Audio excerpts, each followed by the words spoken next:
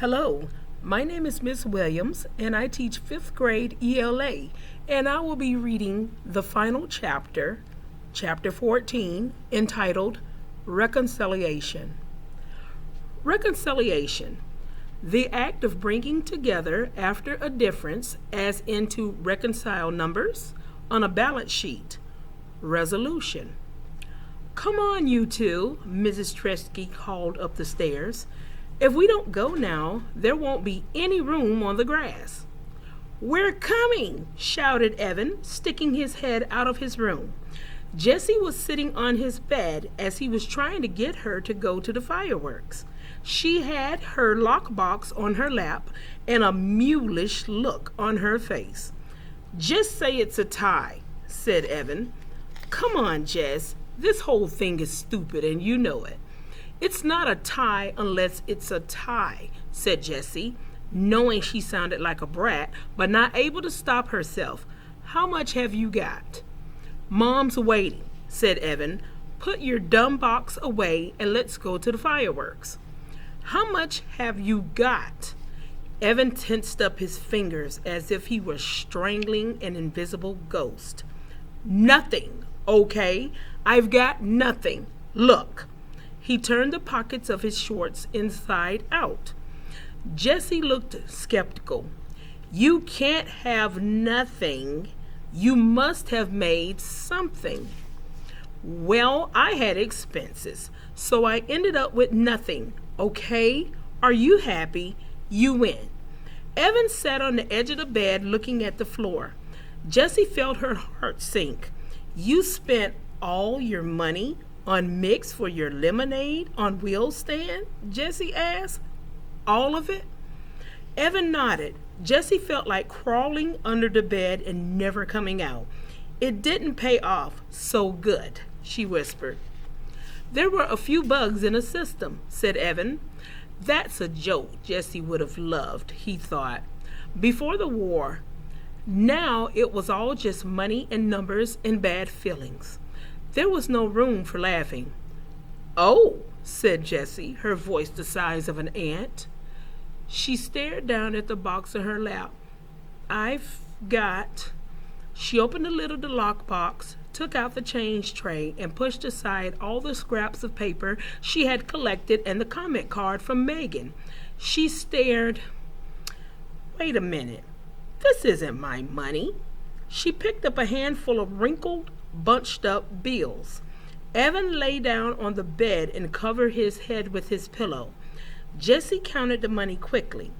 $62.11? Where'd this come from? In my money, said Evan from underneath the pillow. What? Said Jessie. Take that dumb pillow away. I can't understand what you're saying. She hit the side of his leg for emphasis. It's my money, he shouted, still through the pillow. It was $103, but then I spent $41 for the lemonade on wheel stand, so now it's just $62. Your money? But where's my money? Evan pulled the pillow away from his face. His eyes were closed. His nose pointed at the ceiling. He folded his arms across his chest like a dead man. I took it. Well, give it back, said Jessie. This time she hit the side of his leg for real. I can't. It's gone. He lay as still as a 3-day-old corpse. Gone? Gone where? Jessie was shrieking now. Never in her life had she worked so hard to earn money. Never in her life had she had more than $100 in her hand. Never in her life had she had a friend who trusted her like Megan had. I don't know. It was in my shorts pocket. And then I played basketball with the guys. And then we went to Jack's house to swim. And I took my shorts off and borrowed a suit. And when I went back to change, the money was gone. He sat up and faced his sister. I'm really sorry. In a real war, you fight. You fight with your hands and with weapons. You fight with anything you've got because it's a matter of life and death. Jessie felt the loss of her hard-earned money like a death, and she ripped into Evan with all the power in her body. She punched him. She kicked him. She threw her lockbox at him. She wanted to tear him up into little pieces. Evan didn't try to pin her, though it would have been easy to do. Part of him just wanted to lie on the bed and take it all, for being the one who started the whole thing by saying, "I hate you," for making Jessie feel so rotten about herself just because Evan felt so rotten about himself, for taking Jessie's money and losing it to Scott just for being so stupid. But Jessie was really going at it, and if he didn't protect himself at least a little, he was going to end up in the emergency room, and that would upset his mom. So he kept his hands up in front of his face, just enough to keep Jessie from gouging out his eyes. But he never once tried to hit her back. He was done fighting. Finally, Jessie ran out of gas. She lay down on the bed and tried to make her brain work. Her body was so worn out that her brain felt like the only part of her that could work. "One of your friends stole my money?" she asked. "I think it was Scott Spencer," said Evan. "He went upstairs to go to the bathroom, and then he came down all in a hurry and said he had to go home. After that, I went upstairs and the money was gone." "He's such a jerk," said Jessie. "The biggest," said Evan. "If he gets in that box, I'll know it was him." "It was a lot of money," said Jessie, feeling tears start to spring from her eyes and run down her face. "It was," said Evan. "I couldn't believe how much when I saw it. You're really something, you know that? Earning all that money selling lemonade." "Thanks," thought Jessie, though she couldn't say the word. "Why'd you do it, Evan?" she asked. She meant, why'd you take the money? And why'd you act so mean? And why'd you start this whole war in the first place? There were too many questions. "I was mad at you for putting the bugs in my lemonade," he said. "Well, I was mad at you for saying you wanted to pulverize me," she said. "I only did that because you were hanging out with Megan and I felt totally left out."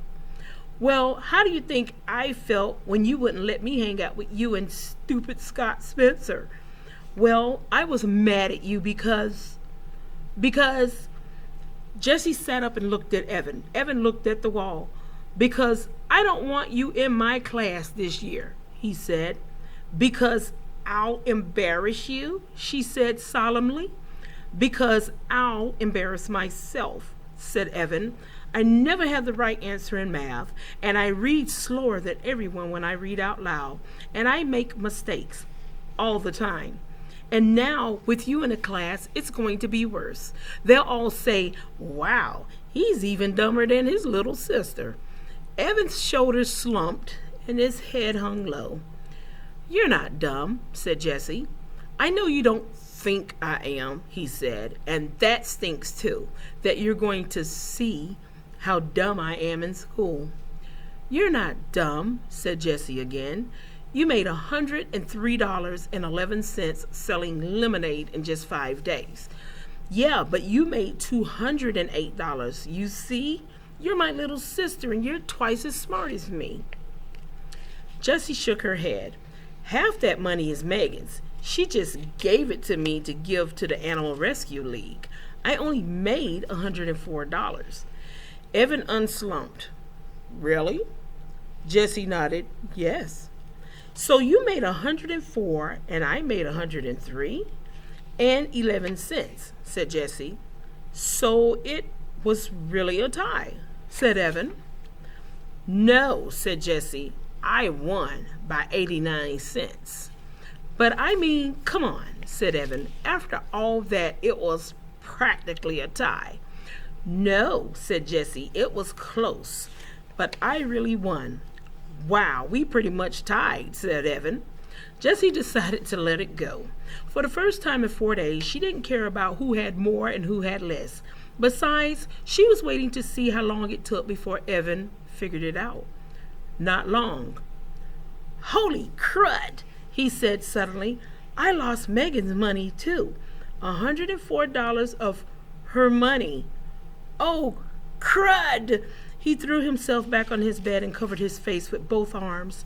Neither of them said anything for a long time. Finally, Jessie broke the silence. I'm really sorry I put the bugs in your lemonade. Thanks, said Evan. I'm sorry I took your and Megan's money. We shouldn't have done any of this, Jessie said, waving her hand at the money on the bed. It ruined the end of summer. Yeah, the whole summer's been crud, said Evan. Not the whole summer, just the last 5 days. Remember, we went to Bar Harbor and we swam at the pond. Jessie couldn't stand Evan thinking their whole summer together had been crud. Yeah, but I think the last 5 days kind of cancels all that out, said Evan. I can't believe I have to tell Megan Moriarty. She likes you, said Jessie.